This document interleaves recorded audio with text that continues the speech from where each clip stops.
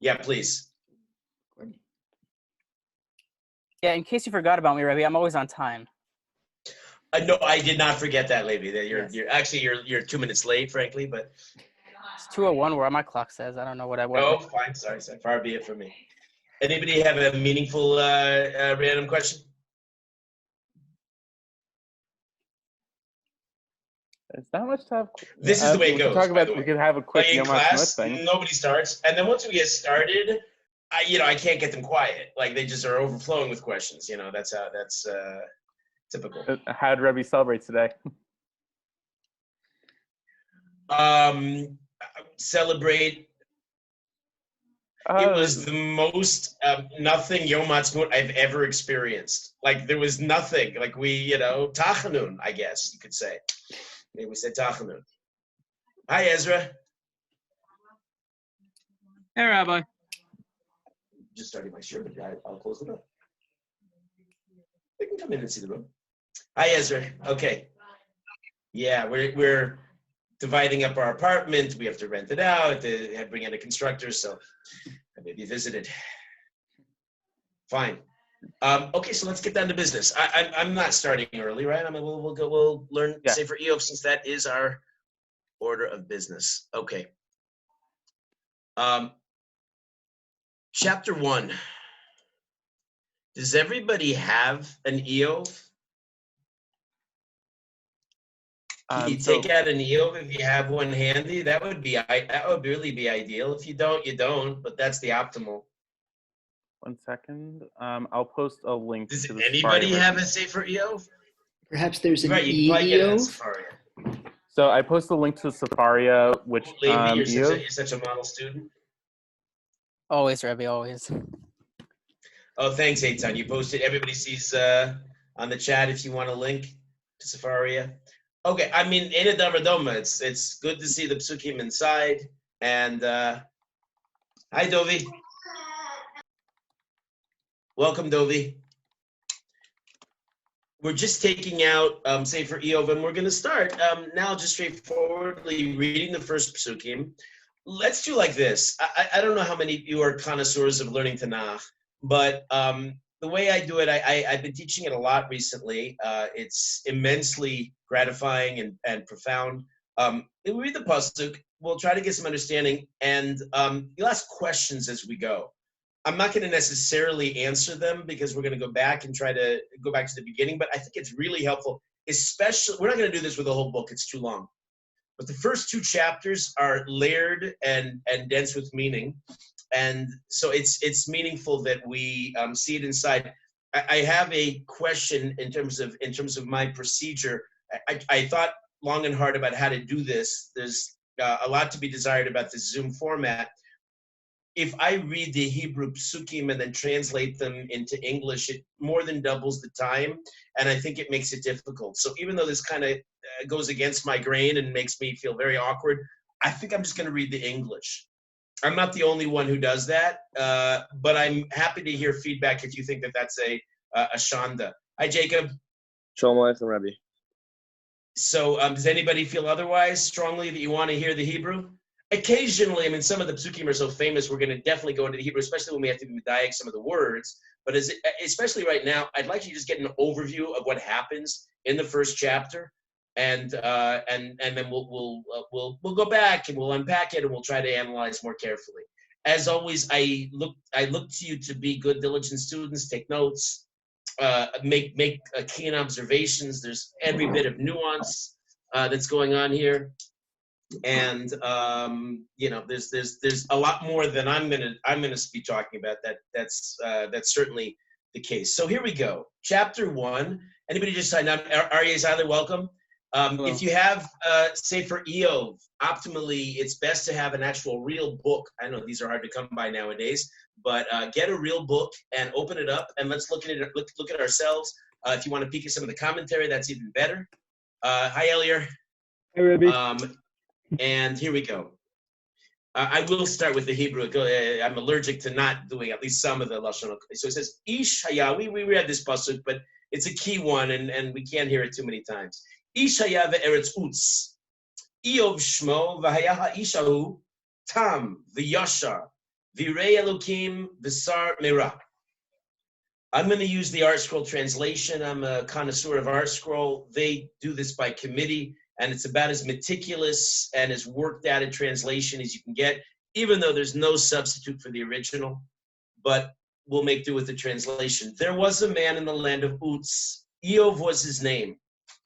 Now that man was of unquestioning integrity, coupled with a probing mind. He stood in awe of Hashem, and he eschewed evil.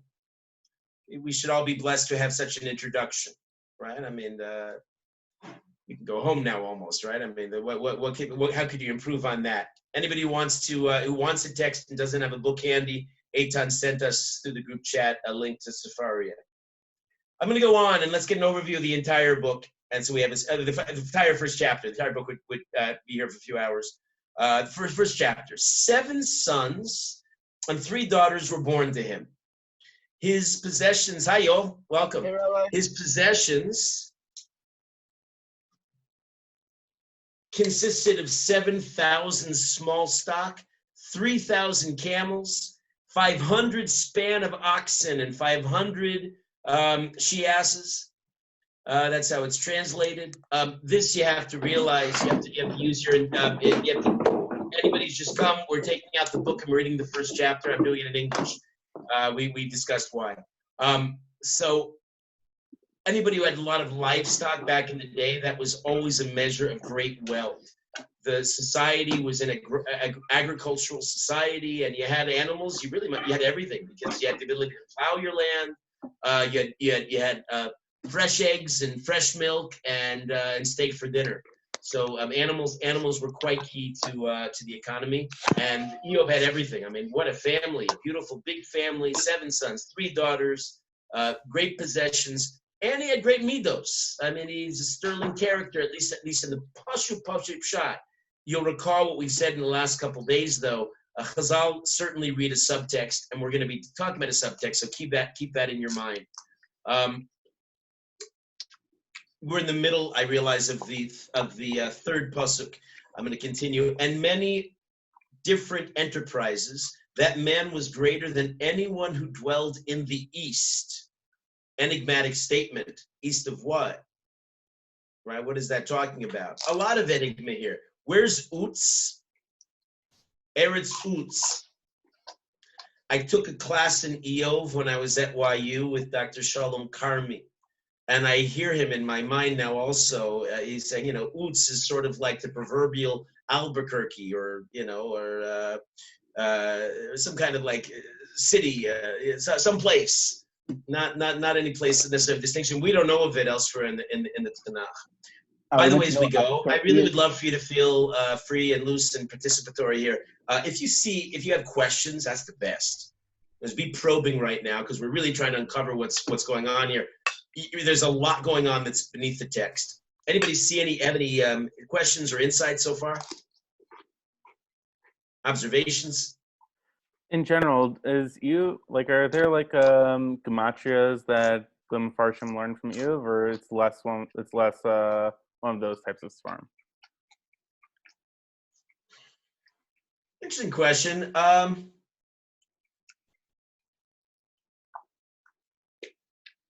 Because we don't learn, it's such a different kind of a book. We're not learning halacha from it, not in the classic sense.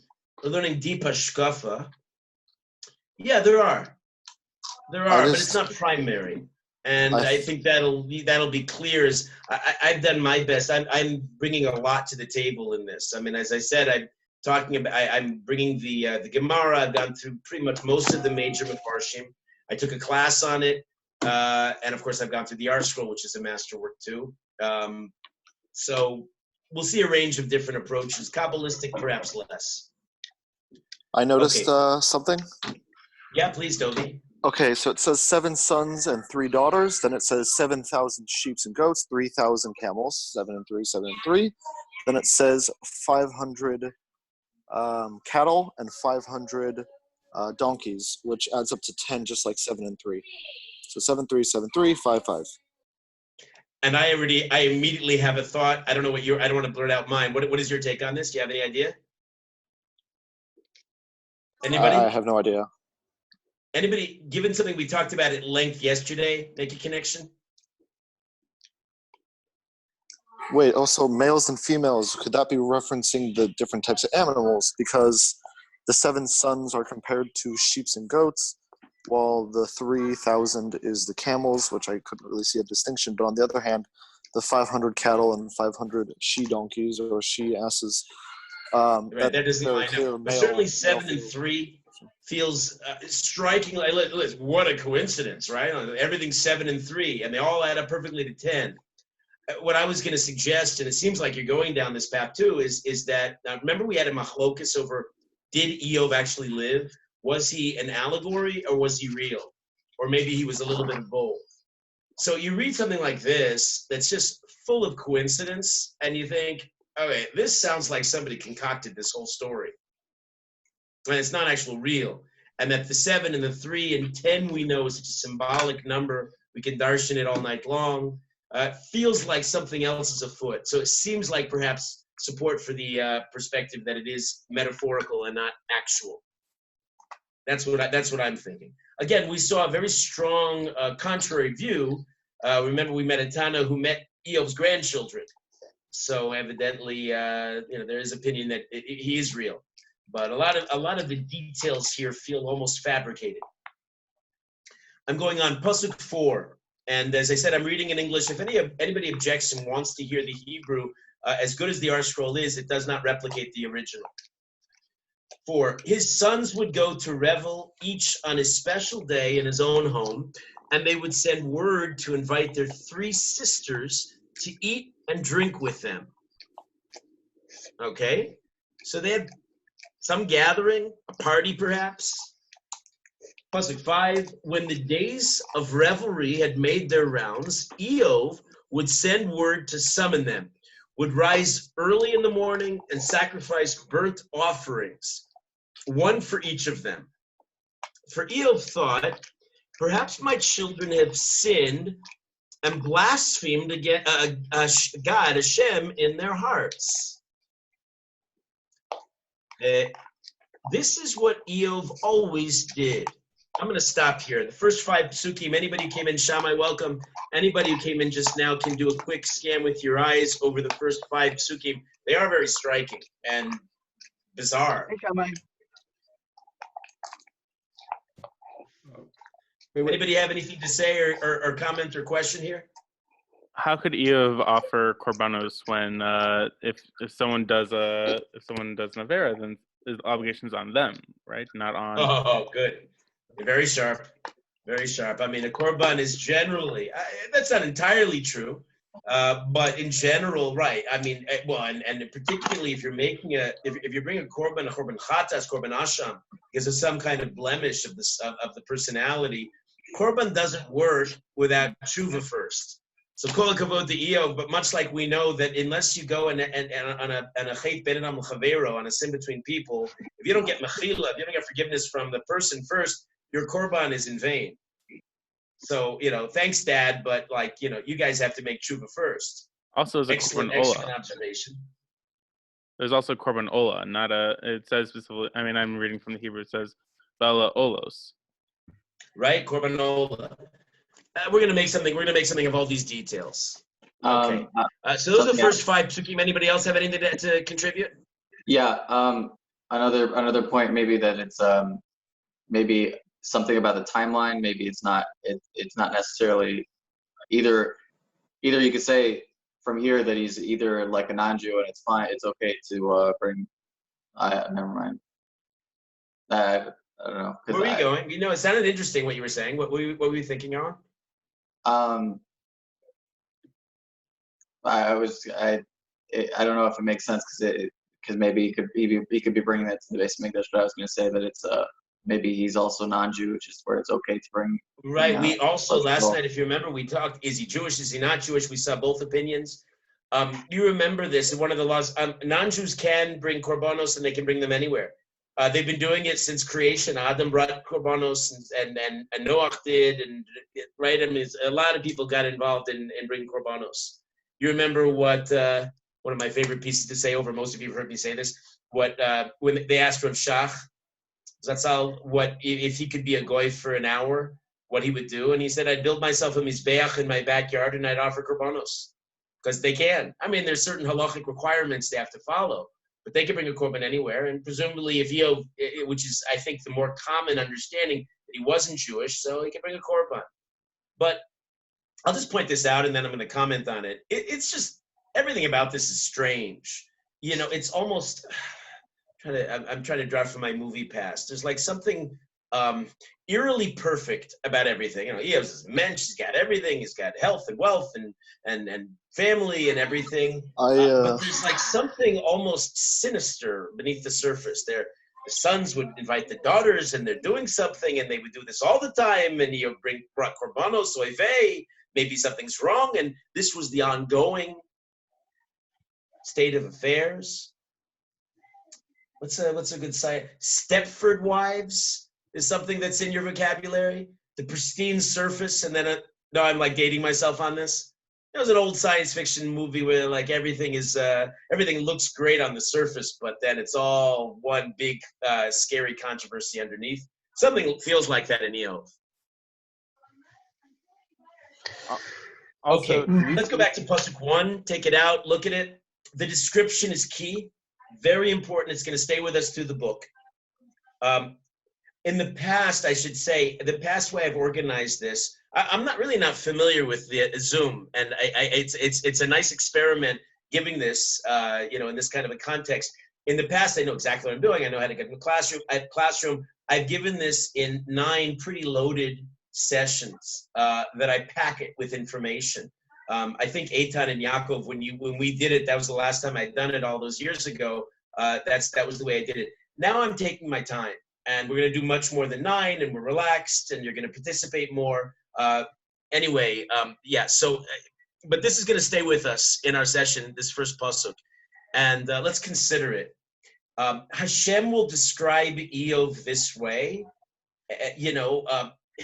3 times in the course of the first 2 chapters. I still keep thinking, I'm trying to dredge up some old science fiction movie reference. You know what else it reminds me of?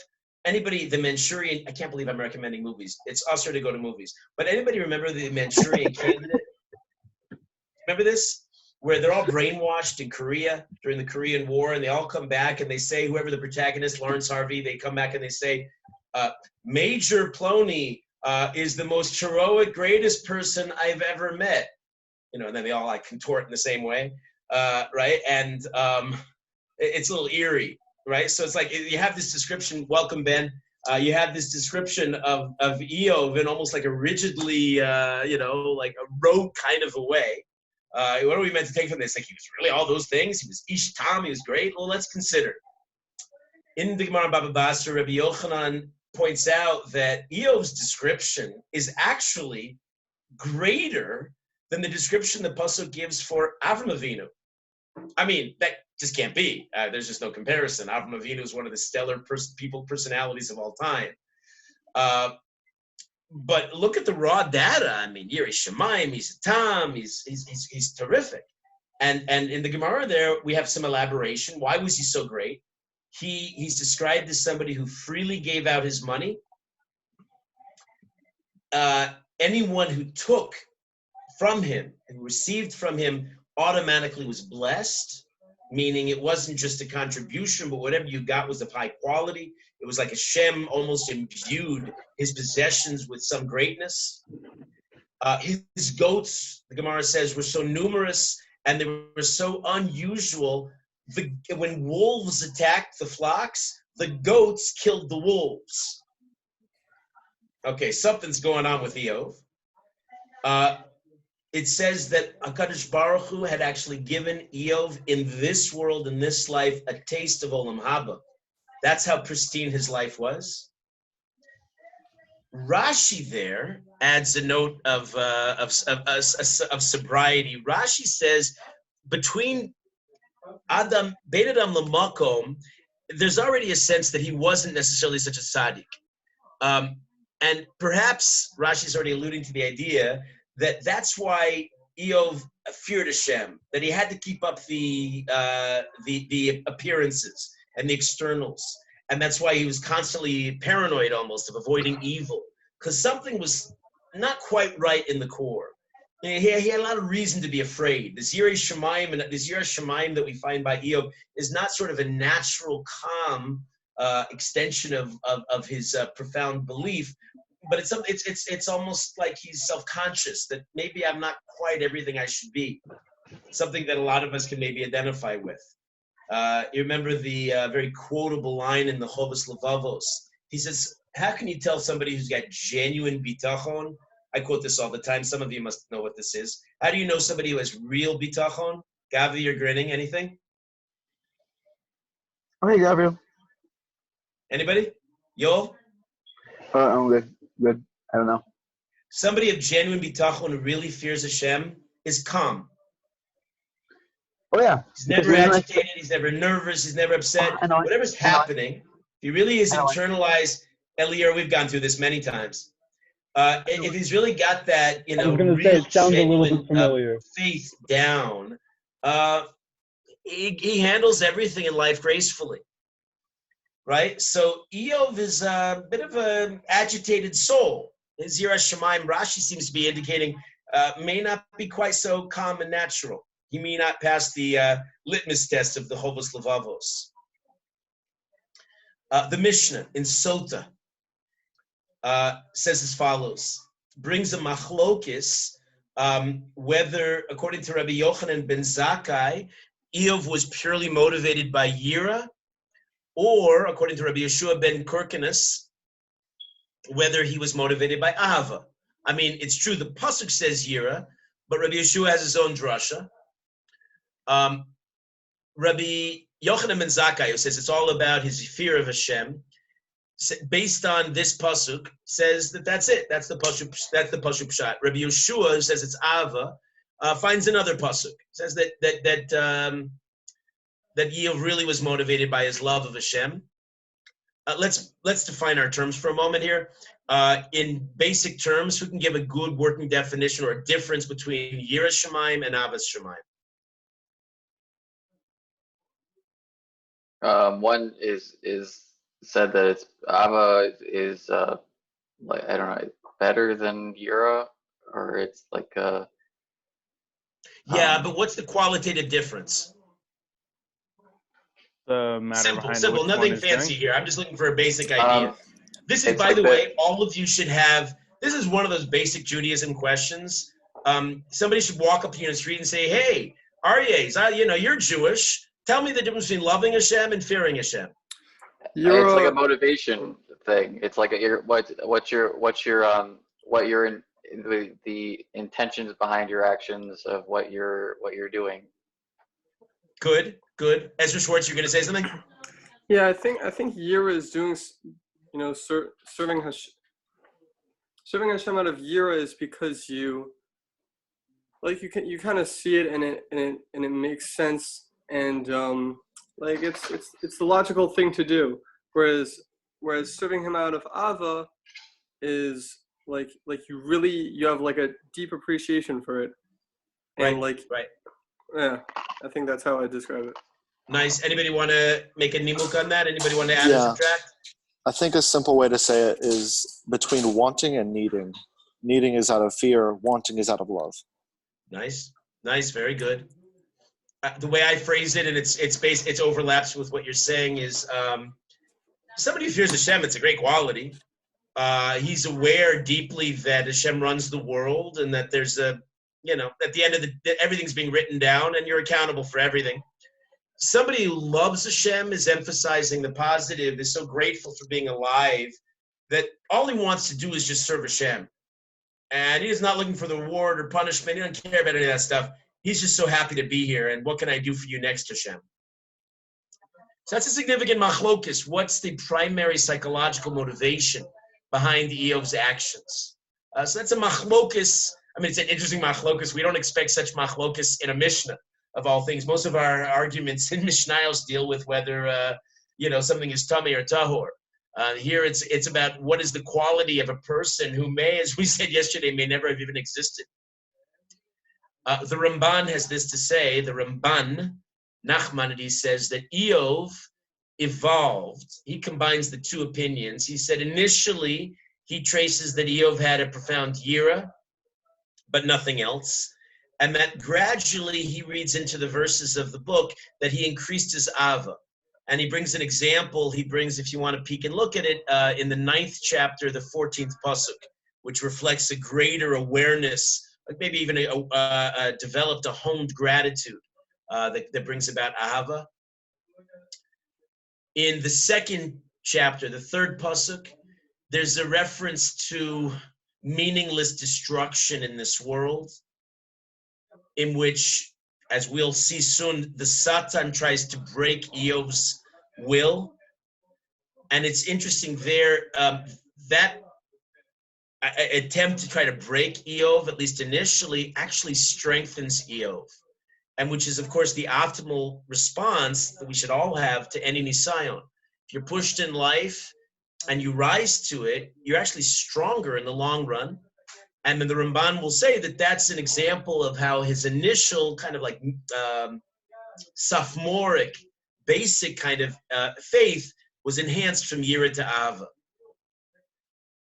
The Rambam has a different take on all of this. Remember, these are very carefully chosen descriptions. Again, let's memorize this, right? He was Tam, pure, innocent. He was Yashar, honest. Yirei Elokim. And number 4, he shied away from evil. I also shied away from the Arsenal's translation just to give a little bit more nuance. He has these 4 qualities. The Rambam is struck by what's not there. He notes one pretty important quality. I just had a Dvar Torah that's coming out on Parshas Naso about this. There's one thing that Iyov is not described, and that Rambam feels is a glaring omission. Anything you would have, if you're trying to describe a great guy, all around kind of a person, as a balanced character, what else might you have put in such a list? Tzaddik or something along that line. Pious. I didn't hear Dovi. Say it again. A tzaddik or something along that line.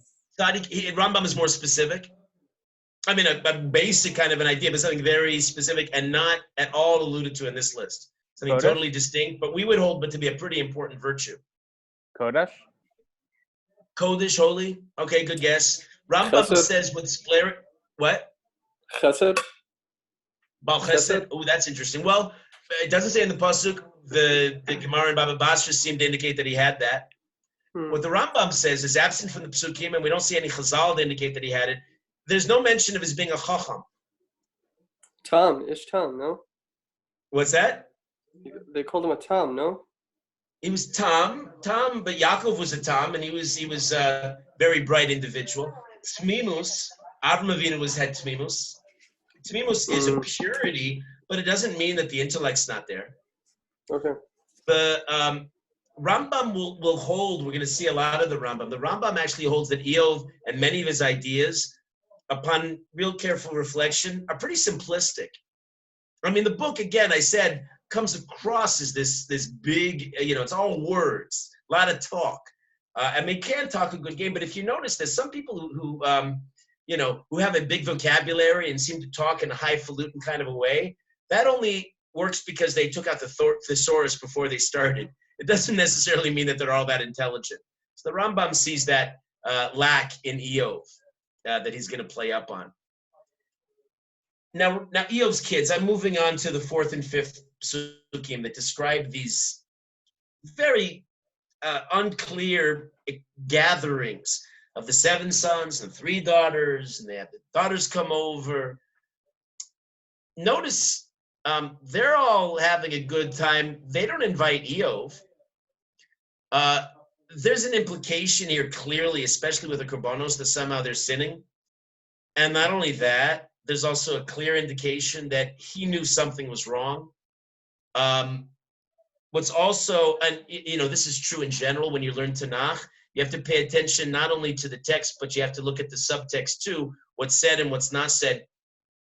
There's no mention here that Iyov does anything to stop them, right? I mean, he could. He's the pater familia. He's the dad, right? Come on, kids, clean up your act.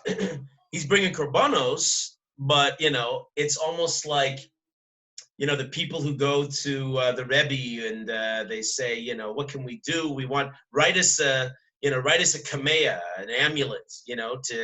We were having terrible spout of bad luck, and the Rebbe looks at them and says, why don't you stop speaking lashon hara? Why don't you stop beating your wife up and you're beating up your wife, and why don't you stop cheating on your income taxes? Why don't you fix your midos first? What are you writing a kameya for? People's priorities are often backwards. So, Iyov, he's bringing korbanos. Well, why don't you just tell them to stop sinning if you think they're sinning? But we don't see that. And it's quite striking. Does anyone bring about the, parallel lashon, that it talks about mishta, which when I think mishta, I think Can you mishta. one notch louder? There's some noise here. I just want to hear you better. Yeah. So does anyone mention we see the word mishta here, and when we think mishta in Tanakh, we think mishta Achashverosh, or the pretty much mishta was never really used in good connotation, especially with lachov lishtos. Does anyone bring about correlations there? For sure, mishta. And especially this is a random mishta. I mean, we lahavdil, we have a notion of a su'udas mitzvah where we use food, which could be bestial, but we try to elevate it in the service of Hashem. That's a more exalted kind of use. A mishta in the classic sense, and go look at the end of the Gemara in Sota, and it's not discussed positively there either, is basically, it's going to Ben Yehuda. It's a bar, it's a dive. I don't know, use your imagination, fill in the blank here. Not exactly a place of reputable people. Right? Our generation didn't invent Proust behavior. So something strange in the family. I mean, they could use some family guidance perhaps. Well, it doesn't say what's wrong and what they're sinning and what they're doing. It just says there's suspicion of this such, right? Right. Absolutely true. And I mean, we should also caution ourselves of reading too much into it, right? It's mysterious, but so are you foreshadowing here, or is just this is? Well, I don't think I am. I think the reason I started with the text, and now that of course I biased you because I've given you my opinion, but I mean, if you go back to it, I don't think it's subtle at all. I think the text is clearly foreshadowing. Maybe take a break and come back to it later on today and reread it again. And maybe you'll disagree with me, but I think there's something, something's rotten in Denmark. At the same time, though, the lashon of the pasuk is chatu, which if we knew they were doing something intentionally, wouldn't be like avon or that lashon. Yeah, but a chait is still there are nuances between different kinds of sins. A chait is still inexcusable. You bring a korban chatas because you did something wrong and you really shouldn't have.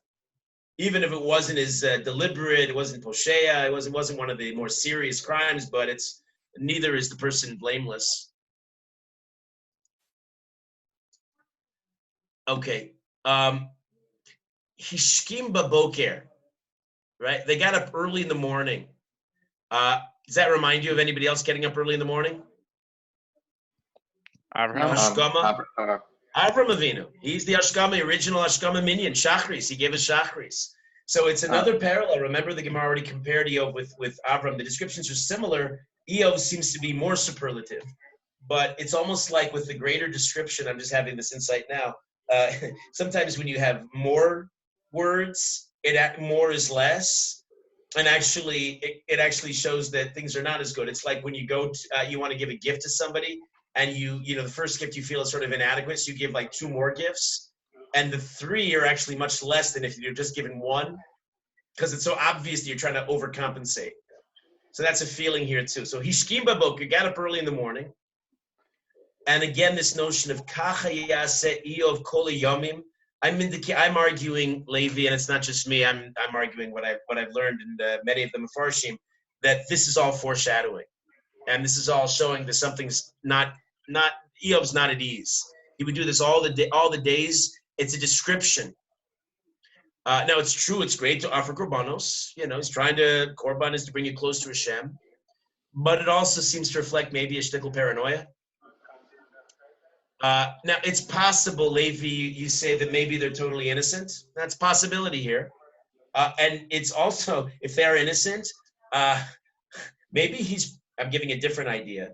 Maybe he's projecting his own inner doubts onto them. We do that all the time, no? That's like the human condition. If I see somebody else misbehaving, I immediately assume what I would have done in my own worst iteration. The Malbim says that. The Malbim articulates it this way. He says that maybe he thinks they're in the middle of partying, having a nice mishta. Maybe in the process of doing that, they were guilty of blasphemy. Maybe they were thinking, I don't need you, Hashem. It's great. Because that's what happens. Eat, drink, and be merry. And, we're pretty content in this world. And Hashem is a bit of a downer. I have to be all good and guilty over my sins. I can't just have a good old time and be totally self-indulgent. Right? So Iyov might be projecting that onto them, even if they're totally innocent. That's how the Malbim reads this. And again, the Malbim emphasizes this is not just one isolated episode. So maybe the Malbim is saying that this is a real insight into what's going on deep, deep, deep in Iyov. And maybe that's what's characterized as somebody who's Ovid Meira, who serves Hashem out of fear, that despite a seeming, at least on the surface, righteousness, he's living a life of anxiety. Maybe some inner sin or some blasphemous thought is going to give me away. One day it'll catch up with me, and Hashem will really see what I'm made of. I mean, which of course is totally ridiculous. We call Hashem, and we use this lashon in the davening on Rosh Hashanah and Yom Kippur. He's the Bochen Klayos. He knows what's in our kishkas. But people play this cat and mouse game with the Kadosh Baruch Hu. Maybe he won't really know what I'm made of.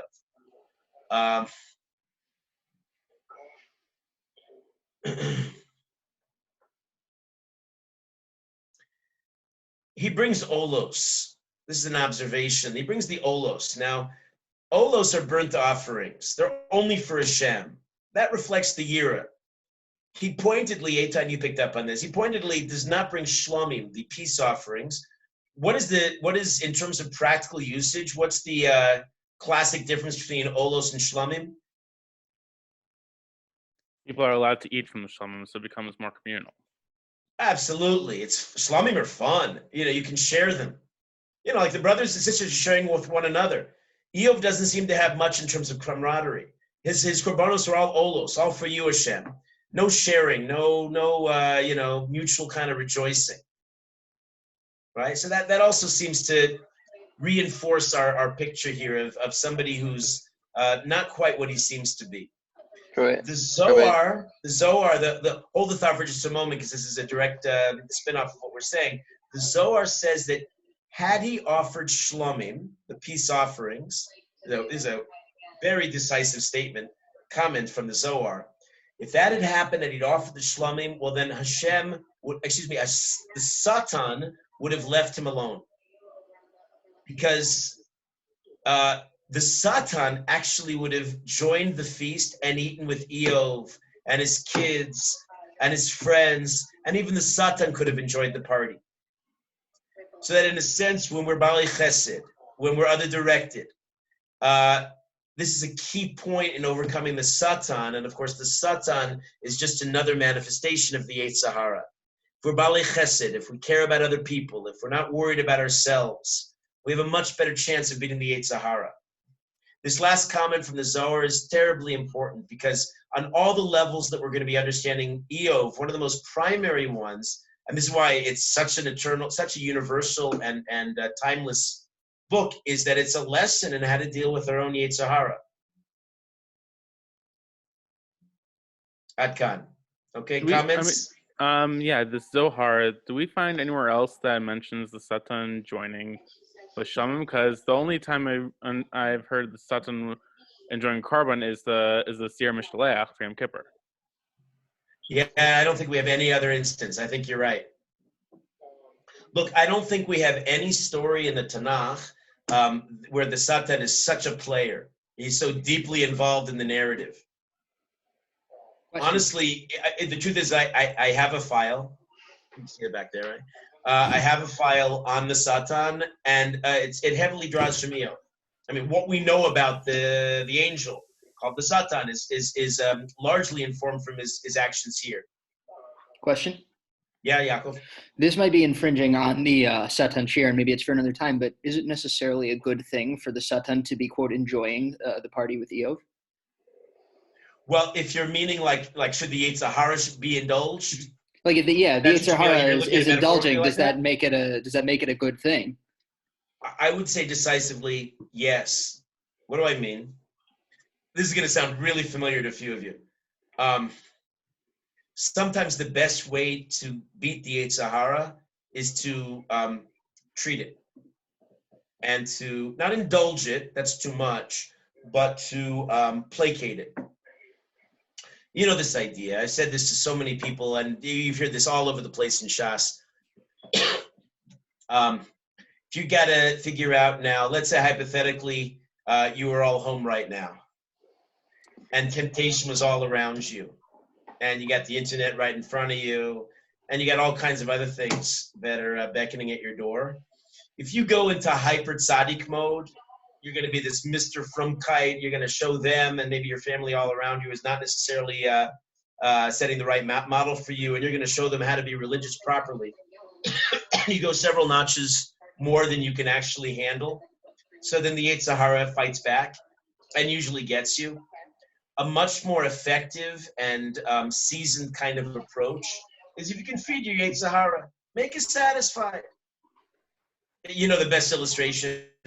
I mean, you're all going to know what I'm talking about because I'm looking around. I mean, most of you know me pretty well. You know my favorite diet? Eitan's grinning. Remember the favorite diet, no? Shammai, you know the favorite? Shammai, you might not know this. No? Seafood okay, diet? so look.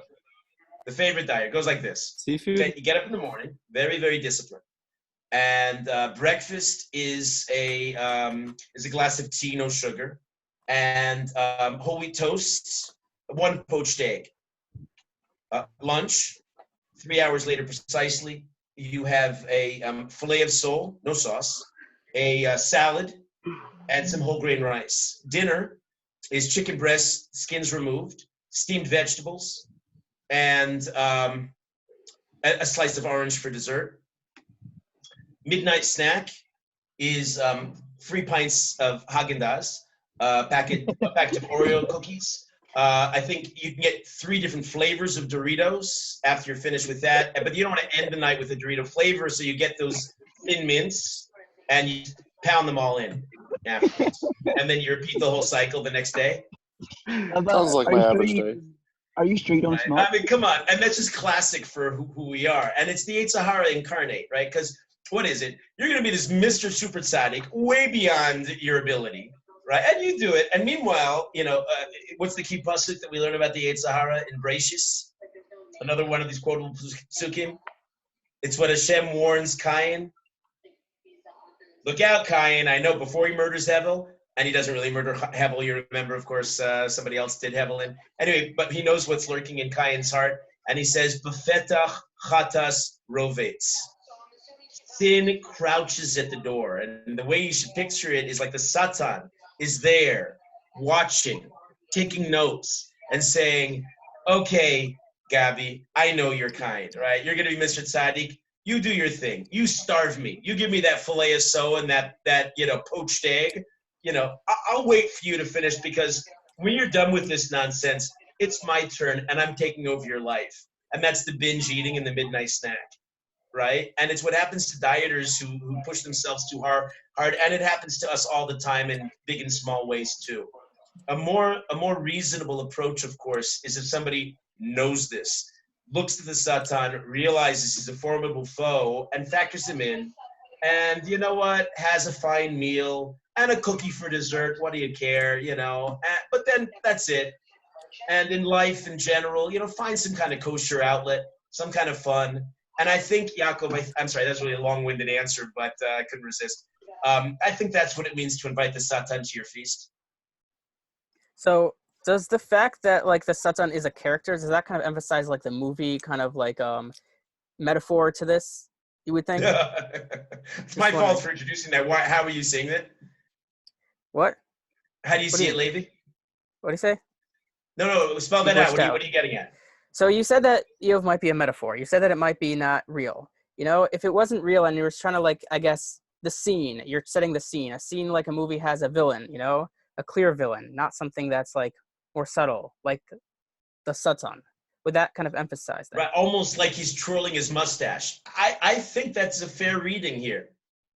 Everything is in italics. Everything's accentuated. Everybody comes off as not a character, but as a caricature, almost. You know, it's like the cartoonists who draw everything in exaggerated features. That's how Iyov comes across, and it's not just to me and you. Many of the Mefarshim see it this way too. Good. Let's go a little weiter. What's our time? Ooh, I'm into this tonight. I'm getting lost in this, which is a great sign. I don't know if you're probably all spaced out, but I'm enjoying myself immensely, and I'm grateful you're here. But we have a few more minutes in Iyov, so let's go a little weiter. Yeah. Okay.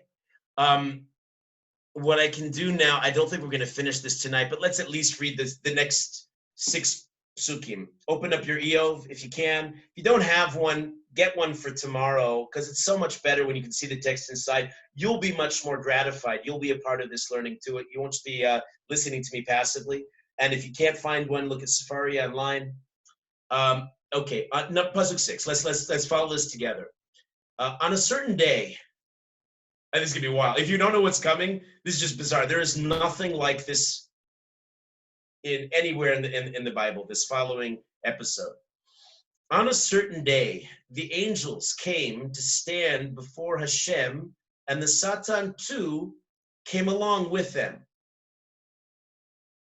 I mean, talk about darsheni. This is the pasuk that's crying out to be explained.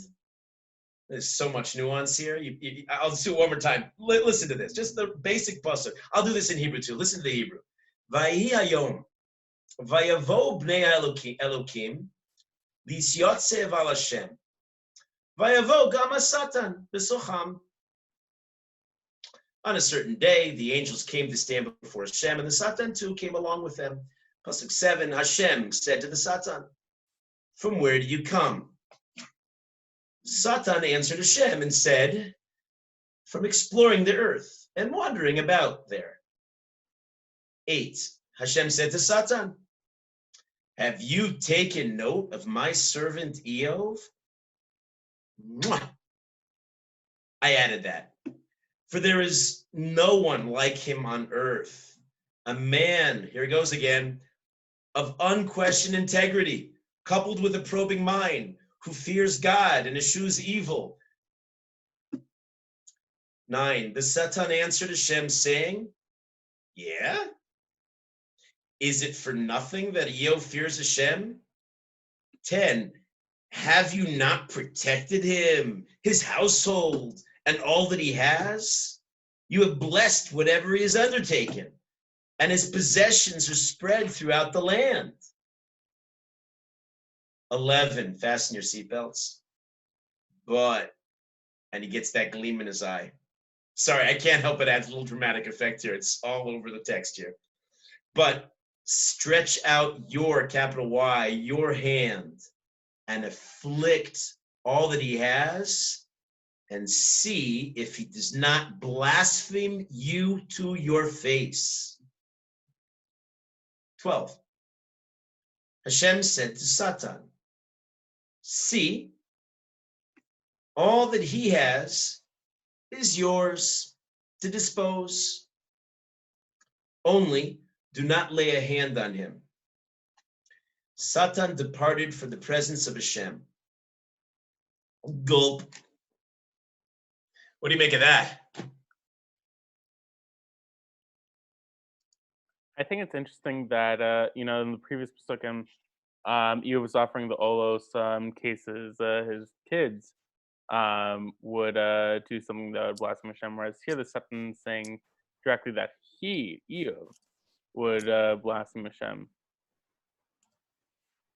Yeah, so that gives credence to some of the commentaries we were referring to earlier that sees something's perhaps rotten, as I said, in Denmark, but really in Iyov himself. Whatever the kids were up to, but somehow that was manifested in Iyov, the father figure. That's what you're saying, Eitan. All right, Rabbi. Aaron? Yeah. maybe it's just the Satan is saying that really he's really had no nisyonos, and if he just had some nisyonos, maybe he wouldn't be such a upright, outstanding guy. Right. Oh, that's Pashut Pshat, and I'm glad you're articulating it, because with all the nuance here, we don't want to miss the main show, the main picture. Right. Satan's straightforward argument is, come on, Hashem, you spoiled the guy. He's got it all. He's got it made. Of course he's a super tzaddik. He's never endured hardship. Take away everything and see what he's made of. Test his mettle. Something I noticed? Absolutely, that's the challenge. Dovi? Yeah, so I don't know Hashem personally, but it seems like a lot of the time we mention him, You should. You're supposed to. We're supposed to forge a relationship. Right. He seems to give a lot of robotic, very straight to the point responses throughout the Torah. Here, he seems to put a lot of emotion in that phrasing of the wholesome, upright, and like he says in the 8th pasuk, did you take note of my servant Yoav? There is no one like him on the earth. Iyov. There is no one like him on earth. That doesn't sound very Hashem-like. Right. I was going to say, it does not sound like anything we hear from Hashem, for sure. I mean, a lot in this book is really groundbreaking. It doesn't sound like anything we really know. Great observation. Yeah. Okay. A couple comments, and then we'll wind it up for tonight. I'm actually leaving you on something of a cliffhanger with all of this, because there's so much here. I'm encouraging you to look over this between tonight and tomorrow. The Rambam gives us the following. He says that the Satan, he picks up on this immediately. I don't know if I tried to highlight this in my reading of the Psukim. It's almost like, this is me paraphrasing the Rambam, it's almost like the Satan is the ostracized nerd of the class. Like Hashem's having his briefing, the board of directors meeting, as it were. The angels are all coming. The Satan's also with them. Hey guys, we're going to the meeting? Oh yeah, it's you again. He's like the obnoxious one that nobody really wants to talk to, right? He's like the afterthought. Well, the Rambam picks up on that. He seems to be sort of on the outs. And the pasuk certainly singles him out. The Rambam is bothered by a lot of things, as we should be bothered by a lot of things. Rambam asks, why does Hashem ask Hasatan, right? I mean, come on. This is what Hasatan does. His role in life is to incite, is to make mischief. Hashem set up Hasatan for that purpose. One of the things, and I'll say it now, it's obvious, and you know this, but Hasatan, unlike, you have to erase from your mind everything you learned from the Christian world, and probably didn't even learn it. You absorbed it through the ether in your bones. They brainwashed us. Their version of Hasatan is a Gnostic version, Chas v'sholom, in which the Satan, or the devil, is some independent force from Hashem. Well, we hold that to be a heretical view, and that the Satan is like all the other angels, all the other forces in the universe. He's an extension. He's a creature of Hashem that's doing Hashem's work. So what's with this seeming dialogue? And Hashem doesn't know, and he doesn't know where Satan is, and the Satan has to inform him, right? So the Ramban, who lives 100 years later, points out the following. He says, obviously, everything's coming from Hashem. It's Hashem who's initiating the whole test. The Satan is his agent, who's just following his orders.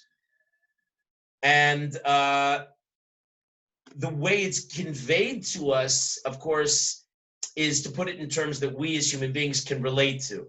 But that's really how to understand this. The Rambam, in his earlier comments, continues this idea. He also says that the disruptions of the world are that the Satan brings are in fact integral, and they're part of the world's order. I mean, the Medrash we know says, "Hu Satan, hu Yetzahara, hu Malach HaMavos."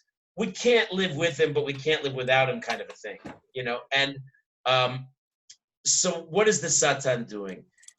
every creature is created in Hashem, with Hashem's great love.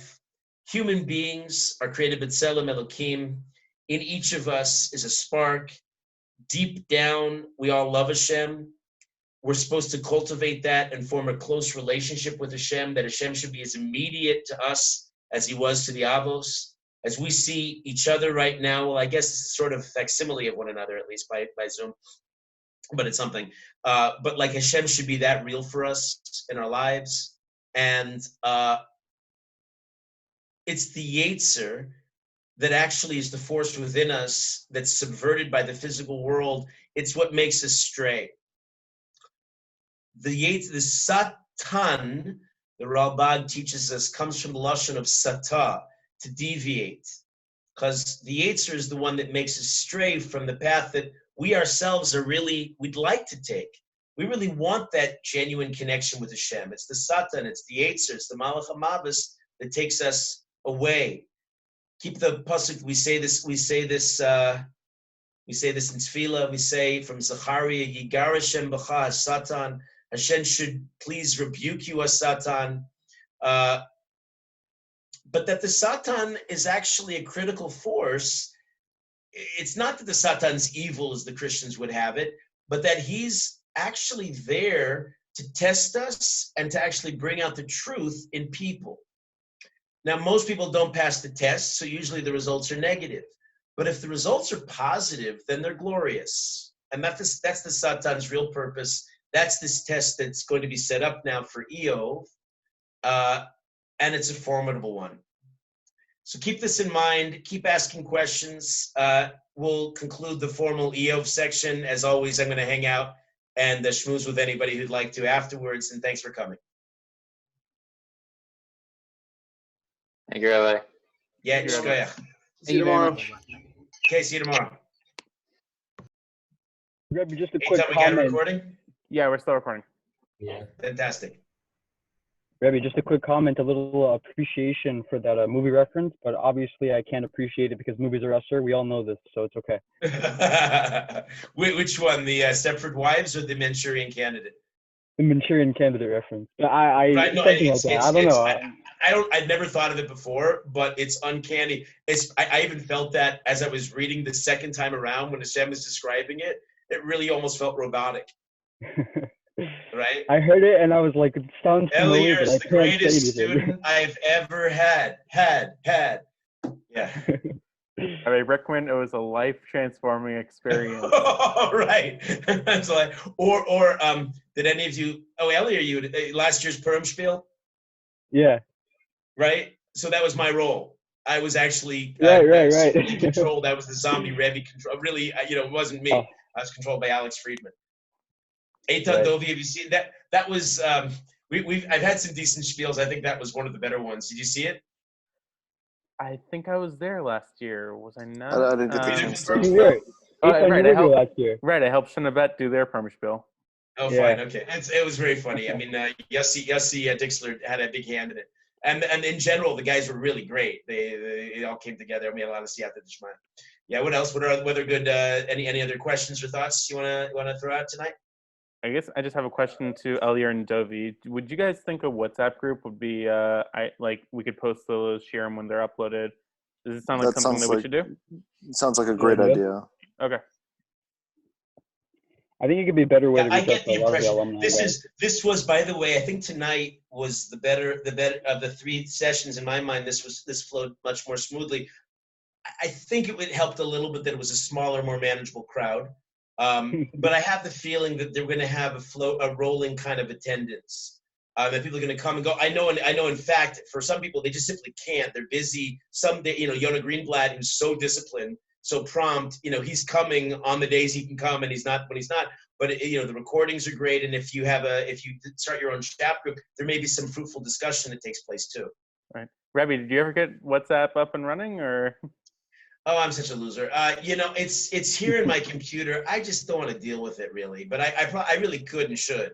I should probably take it in, and Yossi Dixler can reset it up. The problem is, it's not meant for computers, right? So I had it up and running, And then, like all these programs are always updating themselves, and you have to prove that you are who you're supposed to be. And so then just take a picture with your smartphone. Oh, wait, there's a hechsher still there. So I just gave up. I went through some loop. I thought, oh, okay, I don't need this right now. And I just gave up. But you're right. I really should be, because I'd be in touch with so many people. I mean, this is great. This Zoom thing is fantastic. I don't recall ever Especially if we being in start such- the WhatsApp group with the discussion, then Rabbi could also provide insight when Rabbi's checking WhatsApp. Oh, you're right. You're right. Yeah. I mean, the truth is, right now, I said I would do this. I'm coming in every day and giving like my full shiurim all day in derech. And when I come home, I'm still giving my malachim shiur in Telstone. I just was on giving these two other parsha, these drushes. I have a family. It's not small. Like all these things are going on. I think WhatsApp would probably really overwhelm me. But you're right. I really should do something. Right.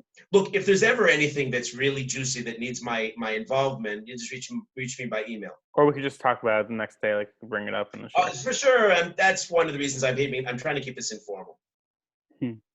Okay. Rabbi, are you still giving your history classes during the day or no? Yeah, well, look at the announcements on WhatsApp where the guys posted. So, I mean, it's not helpful to you right now, but no, it's not true.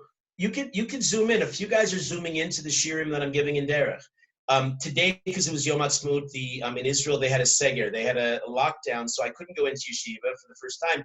But I gave my shiurim on Zoom, and people came in. We had a guy, Akiva Fletcher, driving around Manchester, which gave it a kind of a weird aura, as we're doing this. But we have a few guys zooming into the shiur if you want to join. Do you have you in touch with Yossi Dixler? He's the techie guy. Yeah.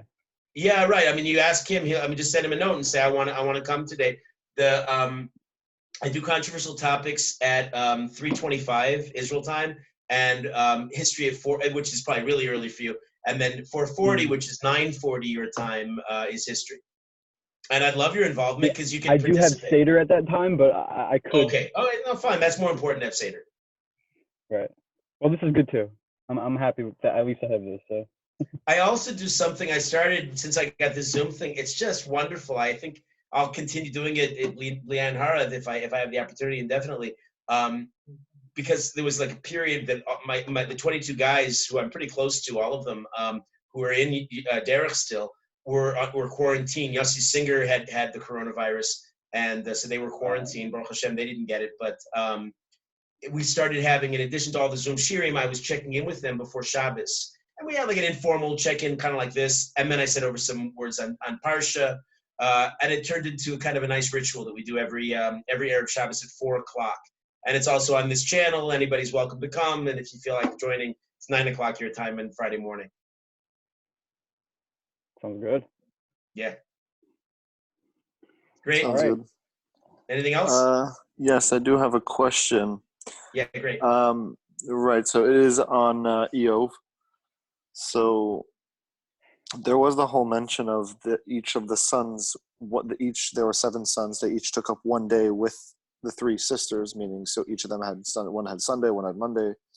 Yeah. Is there any relevance to the fact that it was 3 sisters? I knew 7 and 2 is Noach, would be the 7 pairs and the 2 pairs, or the 1 pair would be 2. I couldn't physically think of any connection between 7 and 3 anywhere else in Tanakh. Do you happen to know of any? Also, Elior or Eitan, if you have any ideas of just any 7 and 3 or 1 and 3, or 1 and 3. Well, I mean, Sfiras Omer, we have, like in Sfiras Omer, we have the 10 Sfiros, but we have the 7 that we focus on during the Omer. And we have the 3. Eitan, you're answering your own question. Bring a little Kabbalah to the discussion. So that's the idea where I think we have the 7-3, which add up to 10. Right. Not. How do I say this? It definitely works, but it's not like punked. You know what I mean? It's not like one of these like, that's the shot. 7-3. Right. Why 7? Why that particular breakdown? And it's going to recur in Iyov, but does it take place anywhere else? I mean, on some level, this is not a real breakdown, but the Makos of Mitzrayim 10 are broken down. There are 7 in the in Parshas Vayera, and then there's 3 in Bo. I wouldn't read too much into that, but it's the other association I make with 7 and 3. All right, just curious. Yeah, Did Maher I Oliver mean, I'm write racking anything? my brains for other associations. The other one has nothing to do with anything, but I can't help it. My mind is warped. The other one is, I told you I was an Agatha Christie buff. But in my really, like, I was in 3rd grade. I read every Agatha Christie book, and then there were none. 10 Little Indians, that was originally entitled 10 Little Niggers, but that's not PC, so they changed the title. There were 7 men and 10 women, and they all died. And who done it? But that doesn't help us here. All right, very, very cute. Yeah. Good. Great. Very perceptive. By the way, you're free agents here. Research it. Get a good Sefer Iyov. Look at the Mefarshim and give us some answers. I don't want to be the source of all insight here. I would love to learn from you. Yeah, I've been doing my dues, trying to like pick up on all the hidden. Amazing. Foreshadowing. I'm trying to encourage people to participate and to be less passive. I think people just get used to being in passive mode. Okay, Rabbi, entertain us. That's what we all do in Derech. So, I should do the same, I guess. But I'm trying to challenge people to get involved. Rabbi, as we know, everything is in this week's Parsha. So where's the reference to what we learned today in this week's Parsha? That's more organic, right? Give me a second. Wait, I did it a couple times today. I did it in Shiur today.